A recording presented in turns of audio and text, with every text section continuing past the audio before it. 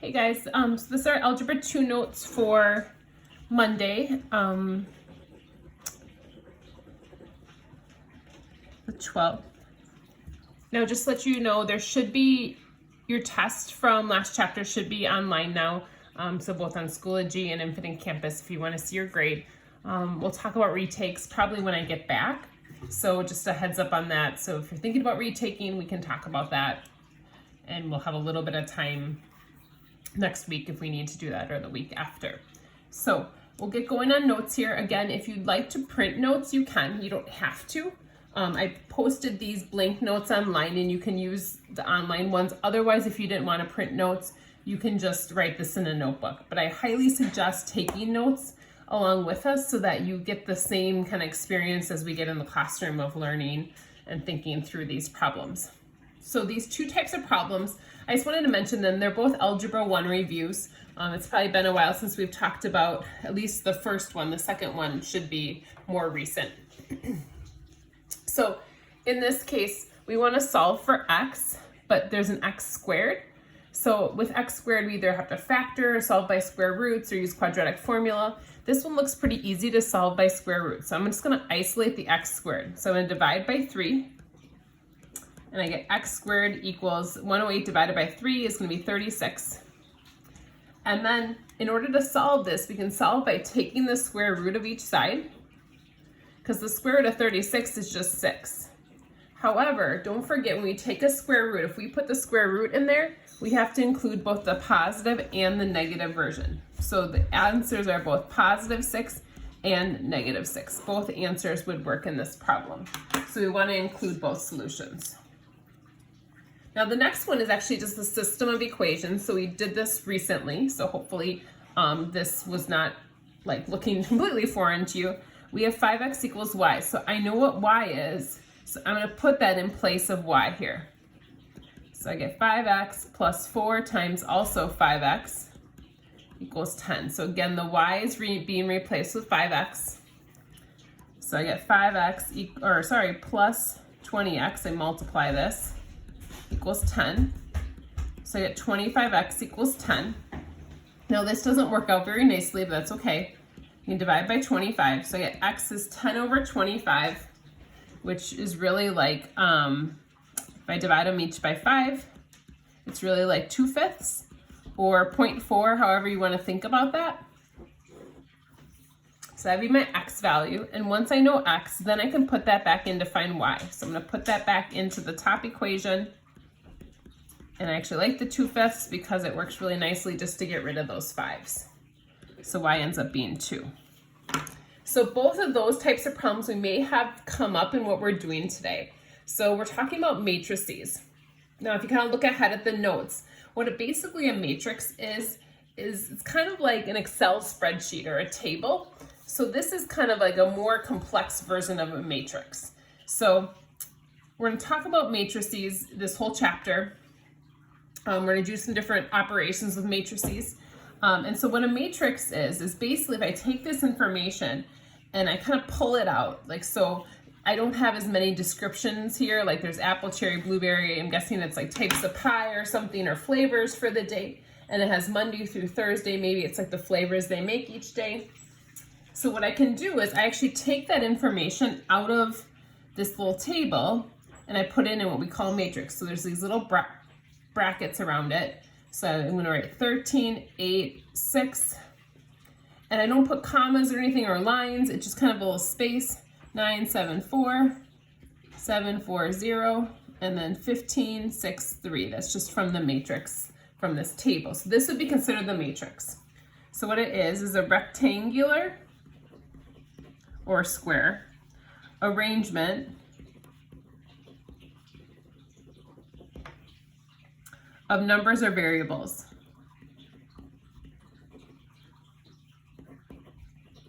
This marker, this pen's not very good.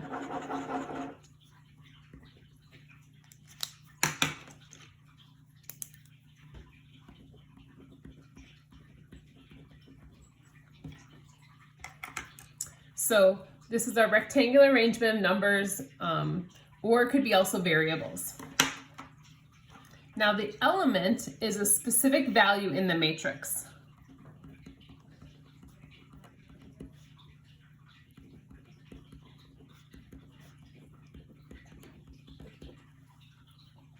So in this case, specific value in the matrix would be this 4, the fact that on Wednesday I had 4 cherries. Again, whatever that means. So 4 were sold maybe that day. So 4 is a specific element in that matrix. So this matrix has 1, 2, 3, 4. You count all the way across 12 elements. Now, if you look down here, this one only has 4 elements, or this one also has 4 elements. We'll talk about this one a little bit later. So this one would have 12 elements in this matrix, 12 little values in the matrix.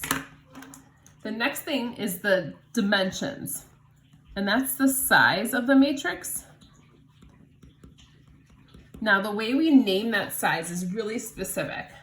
We talk about the number of rows, and when we talk about rows in math, we talk about the numbers that go across. So in this case, this has 1, 2, 3 rows. And then, so I'd write 3 and then by, so like kind of like when you've heard like if someone buys a piece of lumber from the hardware store, like a 2x4, the rows is the 3, that's how many across. And then the columns go up and down. And if you look, this has 1, 2, 3, 4 columns. So this would be a 3x4 matrix. Now, it's not a coincidence that the 3x4 is also 3 times 4 is 12. Like that should go together. That should kind of connect. So looking at these matrices down here, let's just talk about the elements and the dimensions. So this is 2 rows by 2 columns. And there's 1, 2, 3, 4 elements in this matrix. So this would be a 2x2 with 4 elements. We'll deal with that number in the front in a second. Now this one, if you look, there's no like separation. So there's not 2 different columns. There's only 1 column. So there's 1, 2, 3, 4. This would be 4 rows by 1 column. So there'd only be 4 elements in this matrix, but they're all in 1 column. So they're all straight down the 1 column. So just kind of trying to understand that in the homework tonight, it's going to ask you about the size of the matrix, and that's what they're talking about. They might ask how many elements there are. So scalar multiplication is basically what they're doing here. So you see that value in the front. It's just saying take this value and multiply it to all the elements.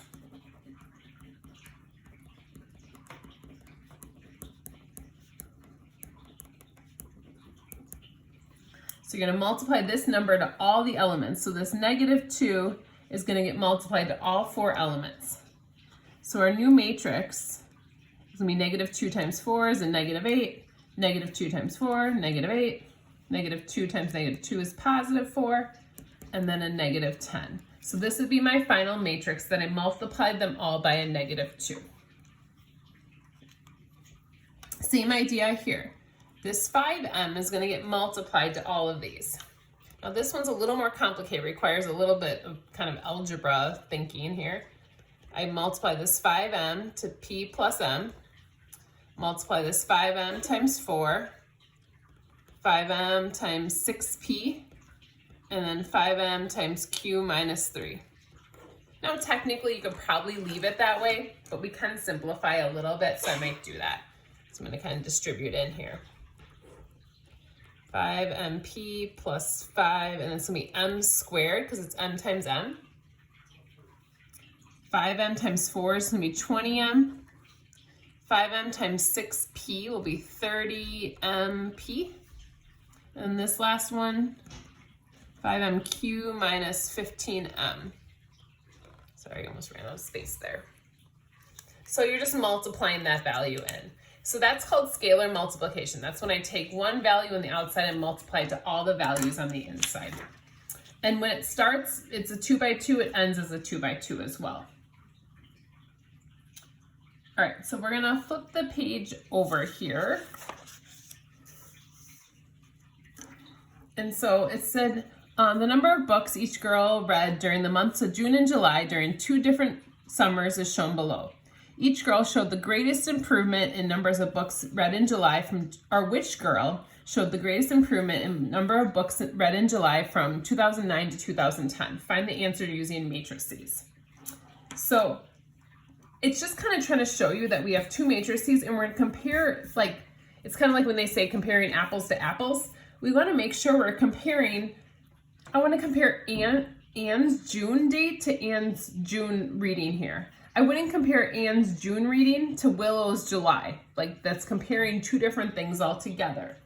So they're asking about the greatest improvement in July for the 2 years. So I'm basically just comparing these 2 columns and I'm trying to find the difference between them. So Anne went from 5 to 12, so she went up 7. Sonia went from 6 to 7, she went up 1. Tiffany went from 9 to 8, she actually went down 1. Willow went from 13 to 15, she went up 2. So the greatest improvement would be our Anne that we're comparing just those 2 months alone. You might say somebody else improved more or like something else, but Anne improved the most between those 2, the +7 there. So just understanding that we're comparing the ones in the same position. Again, comparing Anne's July reading to, Willow's June just doesn't make sense.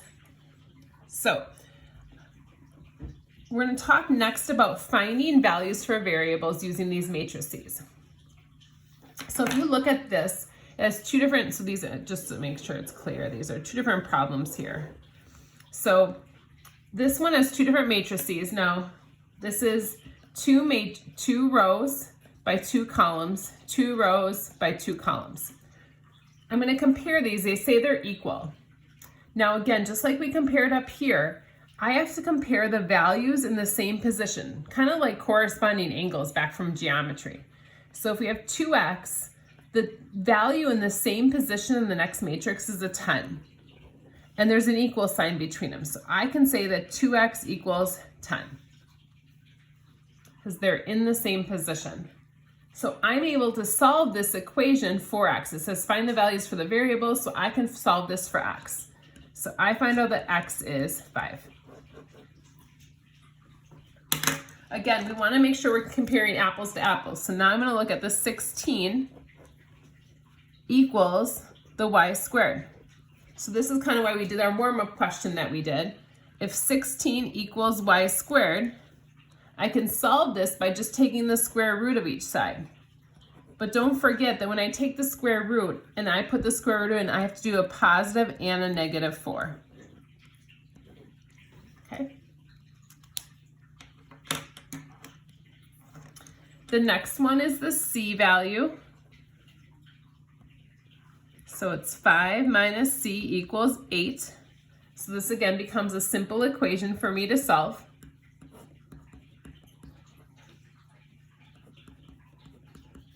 So c ends up being a -3. And then finally, we have this one here. I'm trying to think of something else I could do, other shape. A plus 4 would equal 12 minus a. So I'm going to move this a over.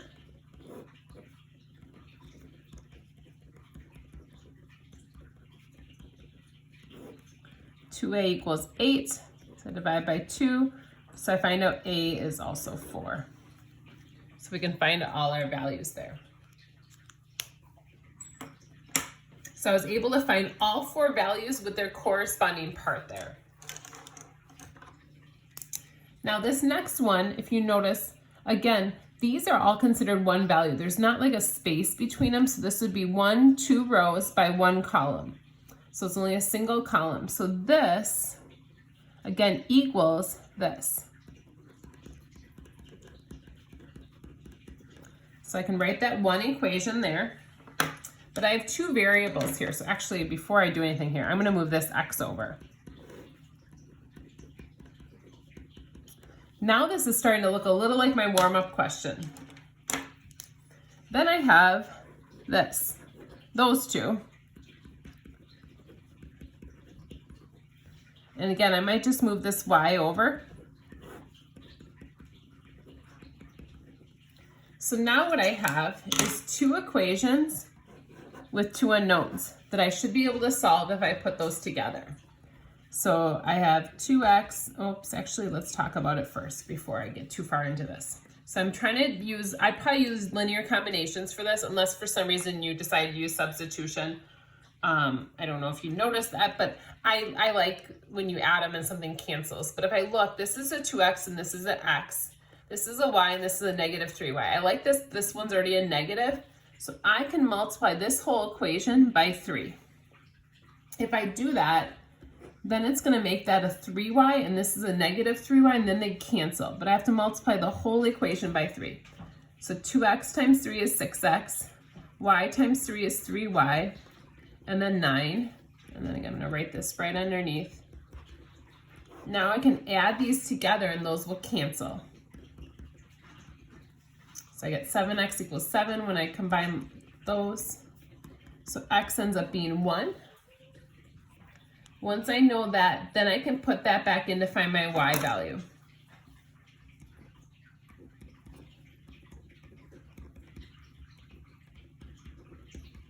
And that actually happens to be 1 as well. So x and y would both be 1. All right, finally here, and this last one, I kind of didn't leave myself enough space, but dilation is not that complicated of an idea. If you've ever been to the eye doctor, and they put the drops in your eye, like the black on your eye gets really big. It's called they dilate your eyes. In math, it's considered you're either enlarging something or shrinking.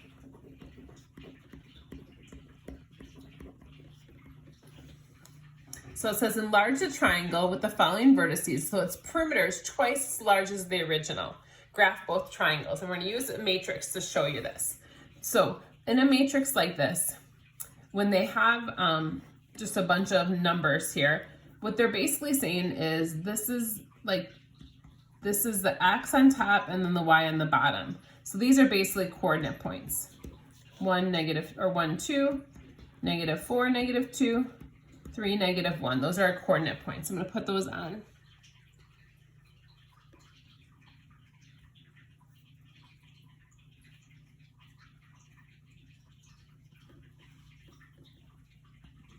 So I want to double this in size. So I want to make it twice as large. So twice, I'm going to basically just double this matrix. So I'm going to multiply it by 2. So this is the time we can use a scalar, just like we did on the front, multiply by a scalar and double everything. So it's going to become negative 2, 4.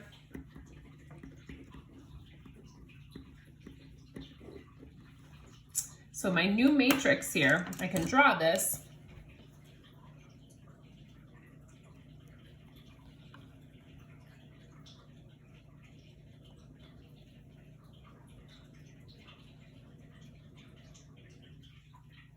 And so our new triangle is going to be twice as large as the old one. So a scalar multiplication just doubles that there.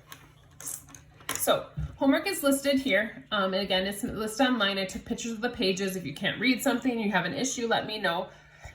I said initially that I was going to have a Google Meet each day. I don't know if you guys will use that. So I don't know. Let me know, I guess. Tell me if you guys want to meet. I can set something up for Tuesday if you have questions on the homework, if you're having issues with anything, but at the same time, I don't know if you'll use it. So let me know if you have a preference one way or the other. I might even ask you in like maybe our attendance question. So doing the homework. So this is going to be due on Tuesday, and I have it set for 4 p.m. just to turn that in by the following day at 4 p.m. Now, tomorrow there'll be a new lesson on there, so I probably wouldn't wait till 4 p.m. to do it. I'd probably do this as soon as you have the time. And then, because tomorrow there'll be a new lesson you'll want to watch.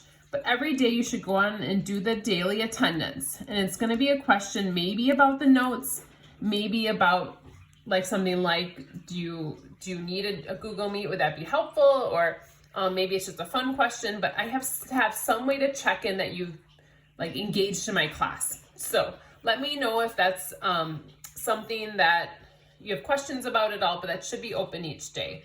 And let me know if it's ever not open, because it's just like one click that I a lot of times forget to do. So let me know if you guys have any questions. Hopefully we'll talk soon, and take care.